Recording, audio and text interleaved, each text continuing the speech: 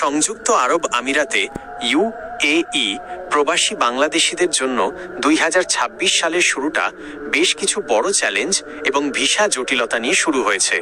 আপনি যে 2 লাখের বেশি প্রবাসীর অবৈধ হয়ে পড়ার আশঙ্কার কথা বলেছেন, তার পেছনে কয়েকটি গুরুত্বপূর্ণ কারণ এবং সাম্প্রতিক পরিস্থিতির আপডেট নিচে তুলে ধরা হলো। নতুন ভিসা নিষেধাজ্ঞার খবর।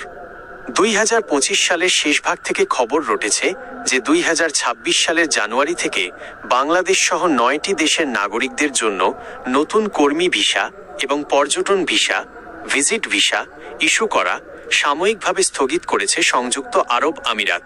প্রভাব: যারা বর্তমানে ভিজিট ভিসায় আমিরাতে আছেন এবং কাজ খুঁজছেন, তারা ভিসা পরিবর্তনের সুযোগ না পেলে দ্রুত অবৈধ হয়ে পড়বেন। ভুল ধারণা সংশোধন: যারা ইতিমধ্যে বৈধ ভিসায় দেশটিতে কর্মরত আছেন, তাদের ওপর এই নিষেধাজ্ঞার কোনো প্রভাব পড়বে না। তারা নিয়ম অনুযায়ী ভিসা নবায়ন করতে পারবেন। কেন 2 লাখে বেশি প্রবাসী ঝুঁকিতে? ভিজিট ভিসায় অবস্থান: গত বছরগুলোতে কয়েক লাখ বাংলাদেশি ভিজিট ভিসায় আমিরাতে গিয়েছেন এই আশায় যে তারা সেখানে গিয়ে কাজ পাবেন।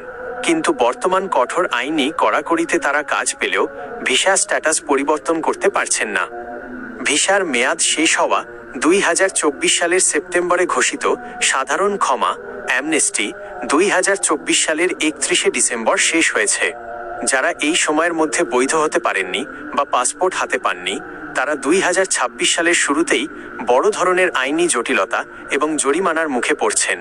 কঠোর তদারকি: আমিরাত সরকার ঘোষণা করেছে যে অবৈধভাবে বসবাস বা অনুমতি ছাড়া কাজ করা এখন জাতীয় নিরাপত্তার জন্য হুমকি হিসেবে বিবেচিত হবে।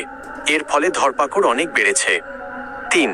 বর্তমান আইনি পরিবর্তন 2026: 10 দিনের গ্রেস পিরিয়ড বাতিল। আগে ভিজিট ভিসার মেয়াদ শেষ হওয়ার পর 10 দিন অতিরিক্ত থাকার সুযোগ ছিল, যা এখন বাতিল করা হয়েছে। মেয়াদ শেষ হওয়ার পর 1 দিন থাকলেও জরিমানা গুনতে হচ্ছে। জরিমানা ও জেল: অবৈধভাবে থাকার জন্য প্রতিদিন 50 দিরহাম প্রায় 1700 টাকা জরিমানা এবং পুনরায় আমিরাতে প্রবেশের ওপর স্থায়ী নিষেধাজ্ঞা সহ ব্ল্যাকলিস্ট জেল হওয়ার ঝুঁকি রয়েছে। আপনার জন্য পরামর্শ: আপনি বা আপনার পরিচিত কেউ যদি এই মুহূর্তে আমিরাতে অবৈধ অবস্থায় থাকেন, তবে নিচের পদক্ষেপগুলো নিতে পারেন। 1. দূতাবাসের সাথে যোগাযোগ: দুবাইয়ে বাংলাদেশ কনসুলেট বা আবুধাবিতে বাংলাদেশ দূতাবাসে যোগাযোগ করে পাসপোর্ট সংক্রান্ত জটিলতা দ্রুত সমাধান করুন। 2.